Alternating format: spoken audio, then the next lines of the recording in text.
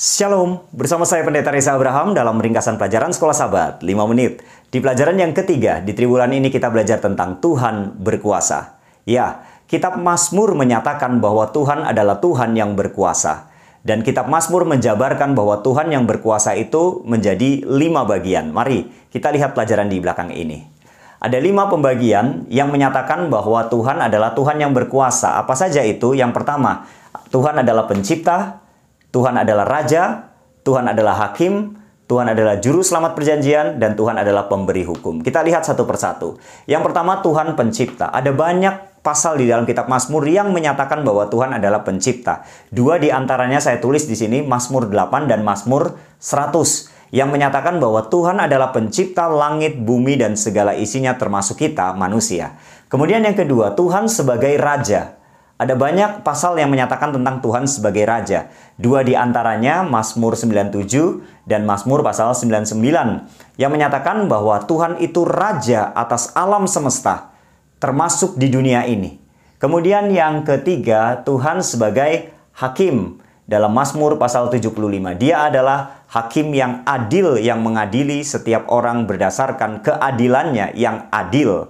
Kemudian yang keempat, Tuhan sebagai Juru Selamat Perjanjian berdasarkan Mazmur 105 yang menceritakan dari mulai Abraham, Ishak, Yakub, Yusuf sampai dengan bangsa Israel, bahwa pengalaman di masa lalu menceritakan tentang kegenapan dari janji Tuhan yang pasti, yang tidak pernah ingkar janji, bahwa janjinya selalu pasti di dalam kehidupan setiap orang. Sehubungan dengan keselamatan itu pasti menjadi bagian setiap orang. Kemudian yang terakhir, Tuhan sebagai Pemberi Hukum berdasarkan Mazmur 119 ayat 165 bahwa Dia adalah pemberi hukum sebagai standar kehidupan kita. Nah, maka dari 5 pembagian ini kita mendapati ada satu persamaan yang dicatat dari 5 pembagian ini, yaitu sama-sama berbicara tentang Tuhan adalah kasih. Dia adalah Tuhan yang memiliki karakter kasih. Ketika berbicara tentang Tuhan pencipta, kenapa Dia menciptakan? Karena Dia punya karakter kasih. Ketika berbicara tentang Tuhan sebagai Raja, Dia adalah Raja yang melandaskan pemerintahannya atas pondasi dasar yaitu kasih. Dia sebagai Hakim, Hakim yang penuh dengan kasih. Dia sebagai Juru Selamat Perjanjian yang penuh dengan kasih. Dia Pemberi Hukum yang memiliki karakter kasih. Sama-sama berbicara tentang Tuhan itu kasih. Nah, kemudian yang kedua, sama-sama berbicara tentang menyembah, memuji, dan memuliakan. Karena dari 5 pembagian ini, maka karena Tuhan pencipta, kita patut menyembah, memuji, dan memuliakan Dia sebagai pencipta. Kita patut menyembah, memuji, memuliakan Dia sebagai Raja, sebagai Hakim, sebagai Juru Selamat Perjanjian, dan sebagai Pemberi Hukum. Bukan yang lain, tapi Dia satu-satunya Tuhan. Nah, kemudian atas dasar dari 5 pembagian ini, maka kita dapati dampaknya dalam kehidupan kita.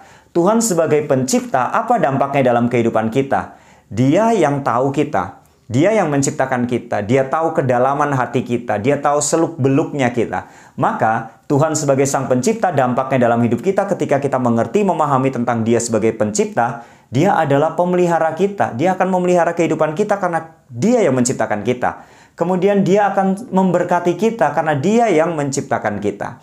Kemudian yang kedua, Dia sebagai Raja, dampaknya dalam hidup kita karena sebagai seorang Raja, Dia menginginkan pemerintahannya adalah pemerintahan yang kuat, kokoh, stabil, maka akan ada ketentraman di dalam kehidupan kita karena Dia adalah Raja kita.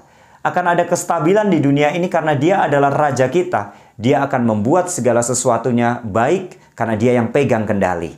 Kemudian yang ketiga, Dia sebagai Hakim, dampaknya dalam kehidupan kita. Dia memberi keadilan, Dia memperhitungkan semua yang kita lakukan. Dia akan menghukum orang jahat. Jadi Tuhan sebagai Hakim, kita menyadari di dunia ini semua yang kita lakukan ada Dia.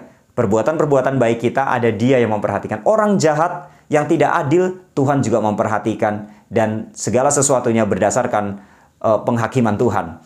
Kemudian yang keempat, Juru Selamat Perjanjian. Dampaknya adalah akan ada rasa aman dalam diri kita karena janji Tuhan selalu digenapi.